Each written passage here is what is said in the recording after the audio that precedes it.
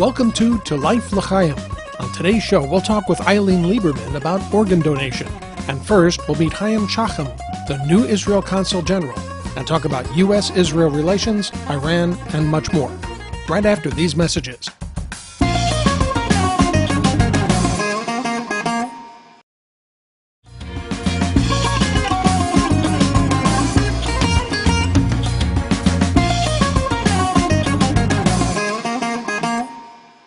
Joining us today is the Consular General for Florida and Puerto Rico from Israel, Chaim Shacham. Thank you very much for joining us on To Life L'Chaim, sir. Glad to be here with you, Lee. We're going to talk on a variety of subjects, but first for our audience, what is the mission of the Consular General? Well, generally, the mission of a Consular General is to promote the interests of Israel in the area of his jurisdiction. Now, there are 9 consulates general in the United States, along with, of course, the embassy in Washington. The Consulate General in Miami is responsible for Florida and Puerto Rico. And certainly I know one of your goals is the economic ties with the business community throughout your region. That is correct. And Israel boasts, I know, a very growing economy, around 5%, unemployment under 7%, inflation rate, I think, just under 3%. How is Israel doing it today? Well, Israel is doing it by getting as many people employed as possible and going into those markets that are marketable. Export. We need the export. We develop innovative ideas, and then we look for markets to upscale the ideas. And that's why the relationship between Israel and the United States is so important in the economic realm, because Israel might be good with innovation, but it doesn't do manufacturing very well. And the manufacturing needs to be done abroad. The United States is the largest market for Israel. And what's important about the Florida market is that it's, as well as being a gateway to the market in the United States and North America, it's also a gateway to the market in South America. So that's why Florida is of special interest to Israelis. What are some of the economic sectors that Israel is looking to expand its growth in? There are 4 main sectors that connect very well with Israel here in Florida. The first is biotech, and that's medical devices and medical records and things of that nature. The second is green tech, which is alternate sources of energy and water management.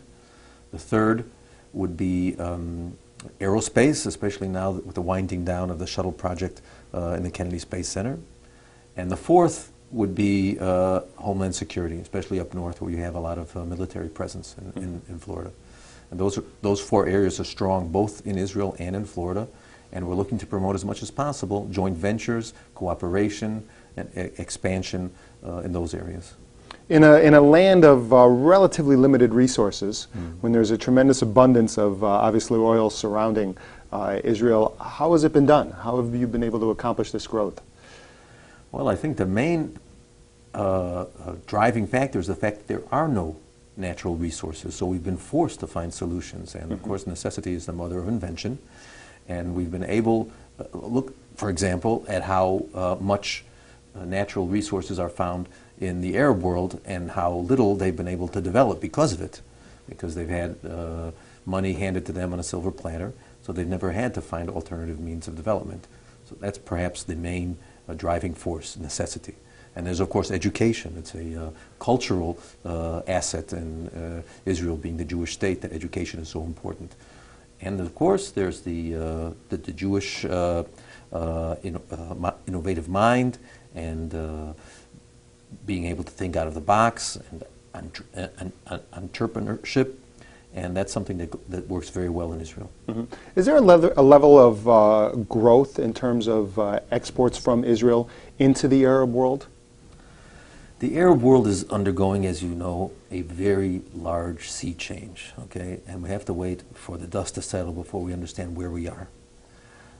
From Tunisia or even Morocco in the west, all the way through to Iran in the east, things are moving, and it's like being now on a swamp that's undergoing an earthquake. It's very difficult to look to the Arab world and look at and find the kind of stability that one would need in order to achieve economic cooperation at a high degree.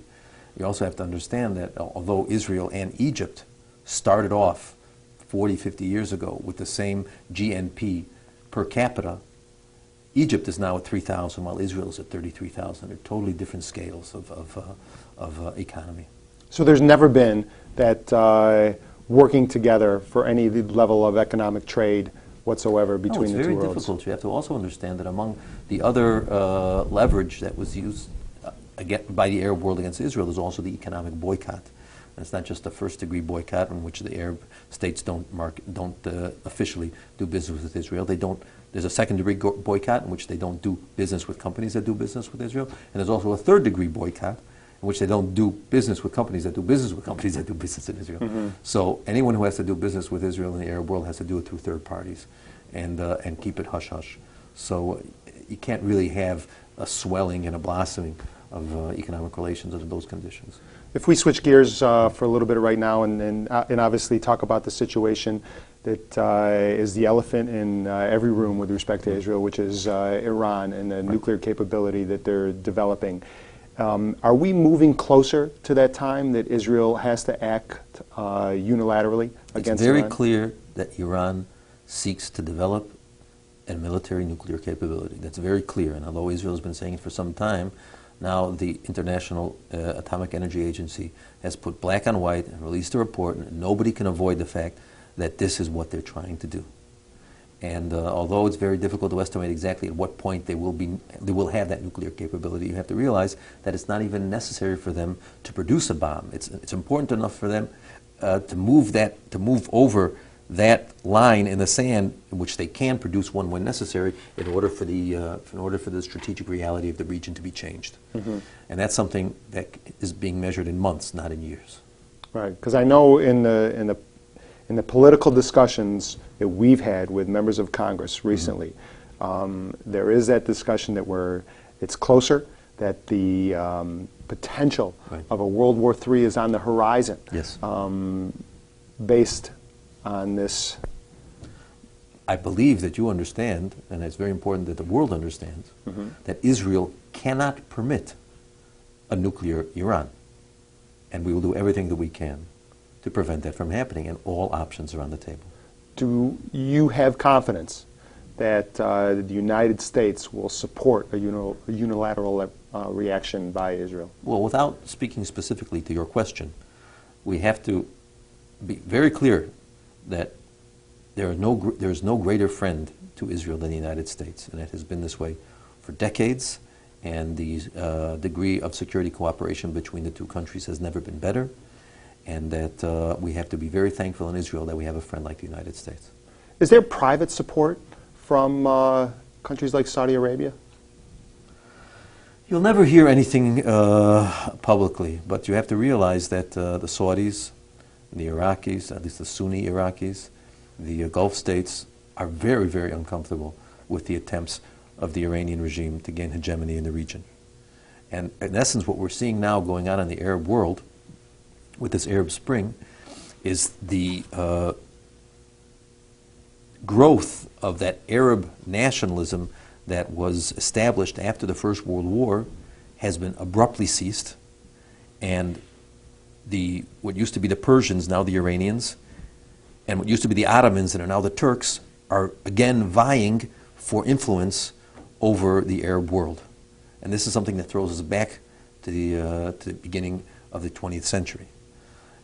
And that's what we're seeing. So the Arab world is not comfortable with the encroachment of Persia or the Iranians into the Arab nation. That's one of the reasons, by the way, that the Arab League so clearly turned their back on Assad, because Assad had provided the main entryway for Iran into the Arab world.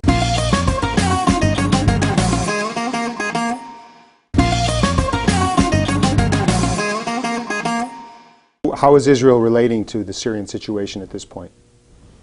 Well, it's not really something that we can do anything about. Mm-hmm. However, there's no doubt that Assad is no friend of Israel, and that there's no doubt that Assad's days are numbered. And we'll have to see how things develop in the days, weeks, and months to come. Right. Recently there was the on-mic discussion between President Sarkozy and President Obama. And I'm curious, what type of person is Prime Minister Benjamin Netanyahu? Well, when I've met him, by the way, I just met him in the middle of December because I went with the governor on a trade mission to Israel. And when I met him, he seemed as nice a guy as you could expect to meet. Right. And he's friendly. He was very jovial and discussed things very straightforward with the governor and the delegation, the business delegation from Florida. And it doesn't seem to me the kind of guy that can hold a grudge. So what do you think was behind those comments? I think behind those comments was the fact that somebody left the mic on. But if they're speaking like that on mic, what are they saying, behind the scenes? A lot of people say a lot of things when they don't think they're being listened to. Right. And you don't have to take it too seriously because business is not done through comments that are picked up by accident on a mic. Right. But he's obviously a very passionate person when it comes to his own country. Absolutely. So, yeah. Very good. Why do you think that there are 2 points of view with respect to U.S.-Israeli relations? At least 2. I would say at least 2. It's difficult for me to put myself in the position of an American looking from this side of the ocean. As an Israeli looking from our side of the ocean, we see the United States as Israel's best friend. And we don't like to get involved in who the American people choose to be their leaders and what views they have about one leader or another. I have, however, noticed that as in Israel, the political dialogue in the United States has become more and more polar. And I've seen that the Israel issue as well has become polar with it. Very good. What are your goals going forward for the mission here for your Consular General's office? The most important thing, as you mentioned at the beginning of this interview, was the economic goals. Right? We have a lot of potential that is as yet unrealized between Israel and Florida. Some of the things that we'd like to do are to sign a research and development cooperation agreement with Florida to try to move forward in industrial cooperation in the high tech. We'd like to reestablish the El Al route to Miami that was cut back 2-3 years ago, because it's very important to get that connection between businesses between Israel and Florida. And we'd like to work as much as possible in order to get Israeli and Florida companies speaking to each other, which means that we have to get more people on the ground from Florida's side in Israel and from Israel's side here in Florida. And that has to do with government allocations. Very good. Because you can only bring businessmen to sit in the same room, but they have to strike a deal because it's good for them. But at present, we have to work now to get them to sit in the same room. I know one of your roles throughout your tenure with the government of Israel has been most recently, I know you're very involved, or were very involved in the social media aspect. Talk to us in our audience on how the government uses social media for its benefit. Well, we have to understand that over time, unfortunately, we've been talking to a corner, okay? And when people say Israel to the uninformed audience, generally the image that one gets is of conflict. And we have to diversify our brand. And the way one diversifies one's brand is to do micro-marketing of information, to try to connect with different audiences over things that are of concern to them. And that's and the new media is the best way to do it, because you have blogs dealing with, let's say, wine, and you can connect with people over wine and Israel, because Israel and wine are very good lately. Okay? Or you have people that are concerned about disaster relief throughout the world, and you can connect with these people over the stories about what Israel has done in Haiti. But we have to find those niche information markets in order to promote Israel, to broaden the basis of identification and solidarity that Israel has, not just the political questions of who's right, us or the Palestinians. Right. So those are two commerce examples that you brought up. How do you weave the Israel message in terms of what the majority of media would say a negative to Israel in this country. How do you weave that positive message in? Because we have to build up a constant flow of good news from Israel, so that when someone is hit by the negative messages from the more conventional media, they already have a nice dispensation towards Israel because of their own particular personal knowledge and connection. So, although we will argue the argument of the day as the news cycle brings it up, we have to keep a constant flow of good news. Israel's a nice place to be and a nice place to do business with in the background. What do you think are the biggest misconceptions that the general population in the United States has regarding Israel? I think what happened is not a misconception, but just a fatigue. People are tired of this never-ending Arab-Israeli conflict, and they don't want to listen to the argumentation anymore, unless you're like you live to argue politics. Right. But that it's a turnoff for a lot of people, and the generation that was really concerned about Israel and its existential issues is unfortunately going to lose political influence, as the younger generation rises, who have less, and they might have a dispensation to support Israel, but they don't have a lot of content behind that. So we'd like to add that content. That's why also the trips that a lot of young people are taking to Israel, like Birthright, is very important as well. We have about 30 seconds left. Is there hope in the diplomatic corps for peace between Israel and the Palestinians? Of course there's hope. The question is the timetable. Right. It's going to take time. We have to understand. Palestinians aren't even going into the negotiating room now, and they have their own house to put in order, and we can't force someone to talk peace if they're not interested in it. Very good. Consular General Chaim Shacham, thank you very much for joining us today on My Life pleasure. of Chaim. My pleasure. Pleasure.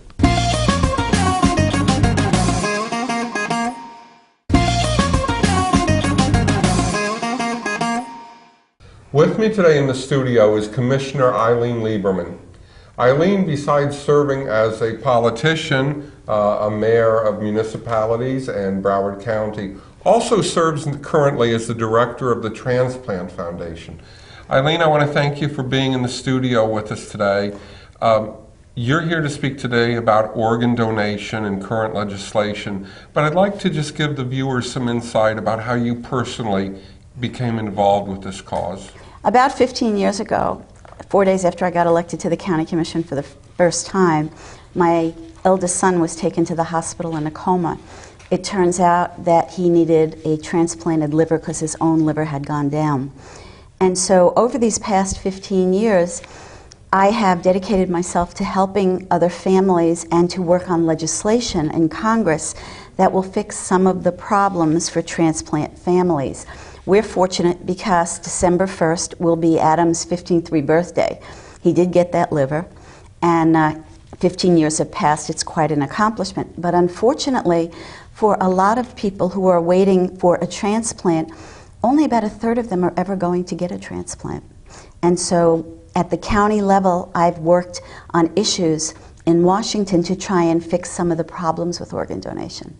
Eileen, there are currently 3 new bills in Congress that are trying to address some of the problems with transplant and collateral health care and such. Could you tell us about those 3 bills and what their impact will be if they're passed? Yes, I can. Actually, only 2 were filed. One was filed in the last session of Congress, and we hope to get it refiled in this session as well. The first bill is called Share Your Spare Act of 2011, and Representative Larry Kessel from North Carolina is the House sponsor. Because so few people on the list for an organ donation get one when someone is alive, normally what happens is it's a cadaver that the organs are harvested from. But in the past 15 years, there's been a rise of what's called directed donation, where there are 8 organs you can donate while you're alive and they don't impact you in any way. The most popular of which happens to be kidney. And so just because you're a sibling or a parent or a child to someone who needs a kidney doesn't mean you're a match. You have to undergo pre-transplant psychological and medical testing, and if you match the person who's going to get the organ, then you'll have a recovery period as well afterward. And unfortunately, most insurance companies don't cover the psychological and medical preoperative testing.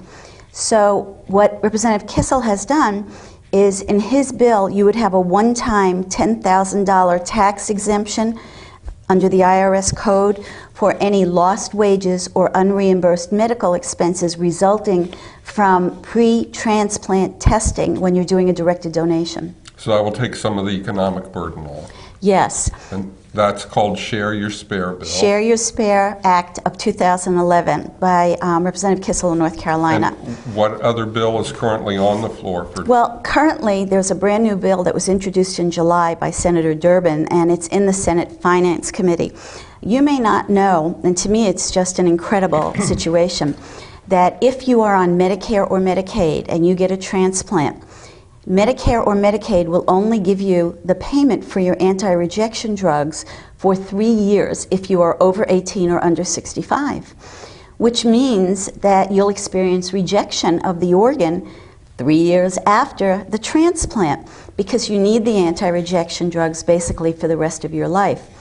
Senator Durbin's bill has 9 co-sponsors from states across the nation, and what it would do is close that gap. And so if you're on Medicare or Medicaid, you would get covered for your transplant drugs. And to show you why they should do that, I don't know whether they will. I'm actively working on getting that passed. We need a House sponsor.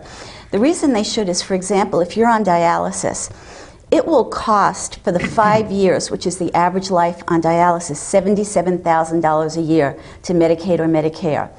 You get the transplant, which is roughly a $200,000 operation, and the only ongoing expense is roughly $20,000 to $30,000 for anti-rejection drugs. You don't need dialysis anymore. People are amazingly healthy.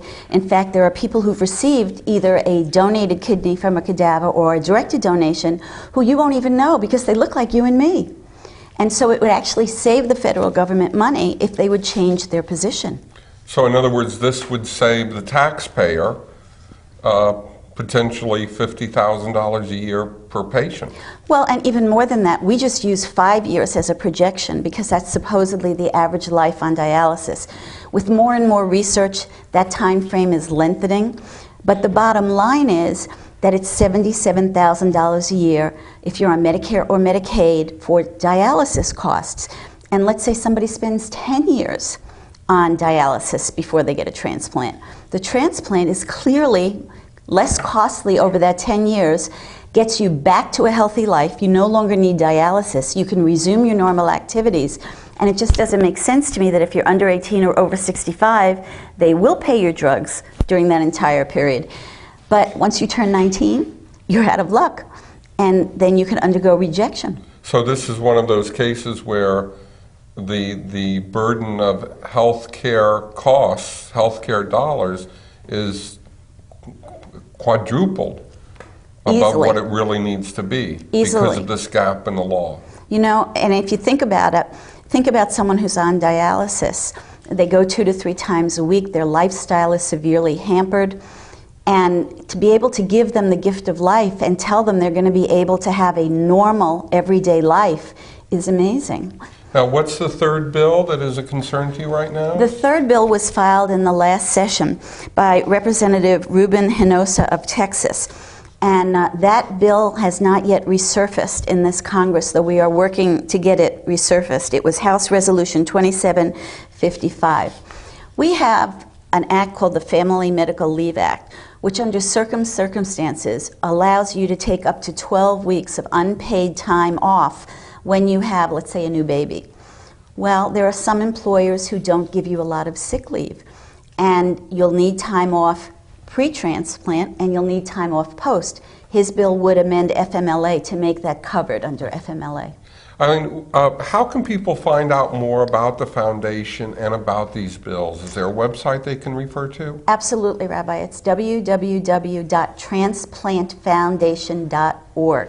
And they can go to that website and they have loads of information. The most important thing people should know is if they want to give the gift of life, if they want to donate, They need to put that in their living will, tell their family about it, get an organ donor card, put it on their license, because it's generally presumed that you don't want to donate unless you do one of the things I've mentioned. Eileen, thank you for being here and letting the audience know about these very important bills. And I encourage all of our audience to consider the gift of life, the gift of giving your organs so that others can live. Thank you. That's it for this edition. Don't forget to visit our Facebook page for all the latest news about our program. I'm Lee Lazerson. Thanks for joining us on To Life, L'Chaim.